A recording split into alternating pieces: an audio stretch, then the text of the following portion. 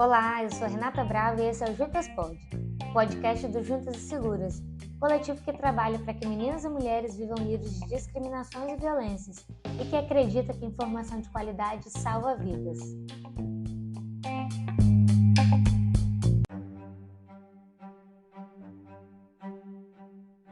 Há 17 anos, o Brasil passou a ter uma legislação específica para os casos de violência praticada contra mulheres no âmbito doméstico e familiar. Em 7 de agosto de 2006, surgiu a Lei 11.340, conhecida como Lei Maria da Penha. A Lei Maria da Penha surgiu porque o Brasil foi denunciado à Comissão Interamericana de Direitos Humanos, em 1998, em razão de Maria da Penha Maia Fernandes sofrer diversos tipos de violência pelo homem com quem era casada. Ela foi atingida por um tiro, foi eletrocutada e ficou paraplégica em 1983, e o agressor continuava impune. Em 2001, a comissão emitiu recomendações para que o Brasil deixasse de permanecer na omissão e negligência com relação ao combate à violência doméstica contra a mulher. O entendimento foi de que o Brasil forneceu condições institucionais para a prática das violências, pois a legislação da época favorecia a impunidade, sendo uma fonte de violência institucional dissimulada e manifesta pela ausência de diligência na investigação e no processamento. A Lei Maria da Penha, já no artigo 1º, diz a que veio, com os seguintes destaques: coibir e prevenir a violência doméstica e familiar contra a mulher, dispõe sobre a criação dos juizados de violência doméstica e familiar contra a mulher e estabelece medidas de assistência e proteção às mulheres em situação de violência doméstica e familiar. Também merece destaque o artigo 6º da lei, que deixa evidente que a violência doméstica e familiar contra a mulher constitui uma das formas de violação dos direitos humanos. Por exemplo, em junho de 1994, foi construída a Convenção Interamericana para Prevenir, Punir e Erradicar a Violência contra a Mulher, conhecida como Convenção de Belém do Pará. No artigo 3º dela, está estabelecido que toda mulher tem direito a uma vida livre de violência, tanto na esfera pública quanto na esfera privada. Seria óbvio, mas precisou ser dito, e precisa ser reafirmado sempre. Além de definir o que é violência contra a mulher, especificar os direitos que devem ser resguardados às mulheres, a Convenção de Belém do Pará também prevê os deveres dos Estados, estipulando ações e políticas bem específicas para a prevenção, a punição e a erradicação da violência contra a mulher. Ou seja, as diretrizes para a implementação de políticas públicas no âmbito interno dos países estão postas de forma muito bem detalhadas pela Convenção, cabendo aos Estados a efetivação daquilo que foi ratificado por eles mesmos. A gente sabe que o surgimento de uma lei nem sempre é vista com bons olhos por muita gente.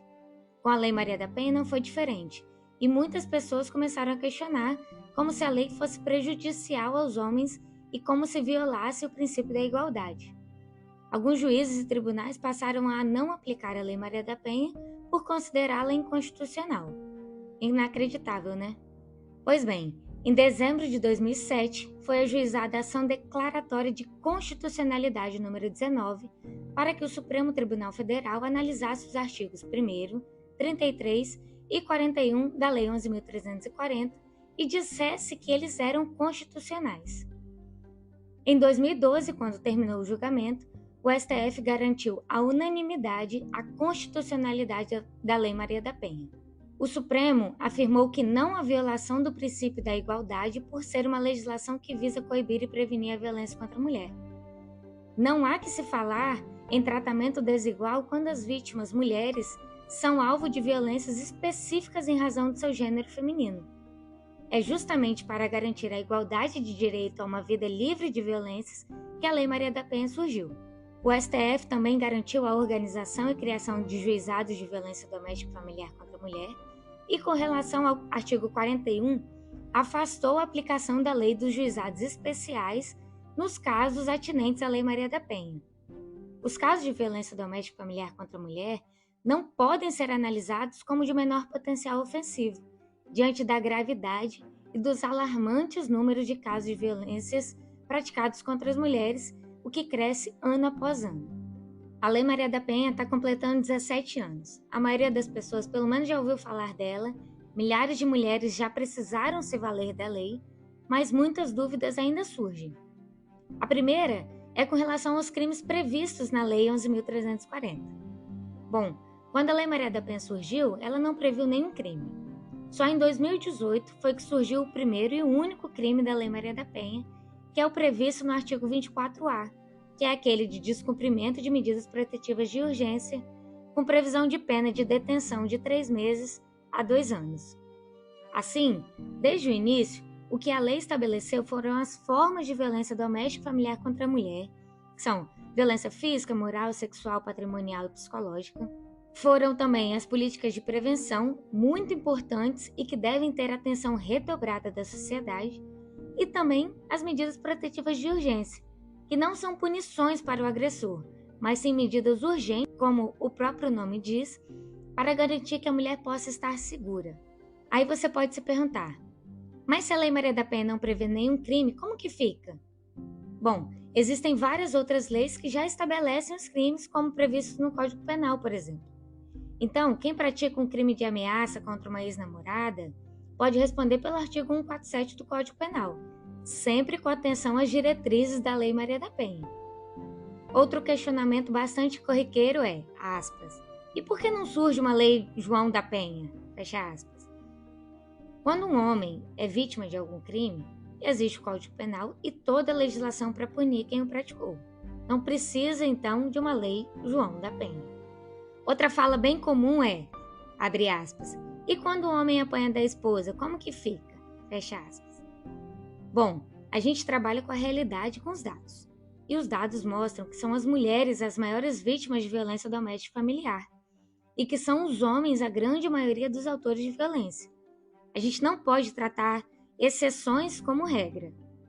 A realidade é que 33,4% das mulheres brasileiras com 16 anos ou mais sofreram violência física e ou sexual por parte de parceiro íntimo ou ex, segundo a pesquisa Visível e Invisível, a vitimização de mulheres no Brasil, na sua 4ª edição, agora em 2023.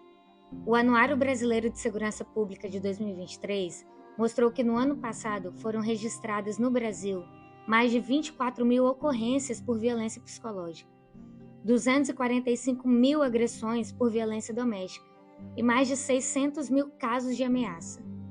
Essa é a infeliz realidade de mulheres brasileiras que convivem com o medo e com a insegurança no próprio lar, já que das vítimas de feminicídio em 2022, 70% foi morta dentro de casa.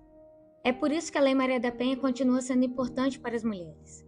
É por isso que, 17 anos depois, precisamos continuar debatendo e reafirmando a necessidade de uma legislação específica para as mulheres que sofrem, são agredidas e mortas por serem mulheres. É fundamental que a sociedade e o poder público façam cumprir o artigo 2º da Lei Maria da Penha para que toda mulher, independentemente de classe, raça, etnia, orientação sexual, renda, cultura, nível educacional, idade e religião, goze dos direitos fundamentais inerentes à pessoa humana, sendo-lhe asseguradas as oportunidades e facilidades para viver sem violência, preservar sua saúde física e mental e seu aperfeiçoamento moral, intelectual e social. O sonho é que a gente não precise mais da Lei Maria da Penha em um futuro próximo.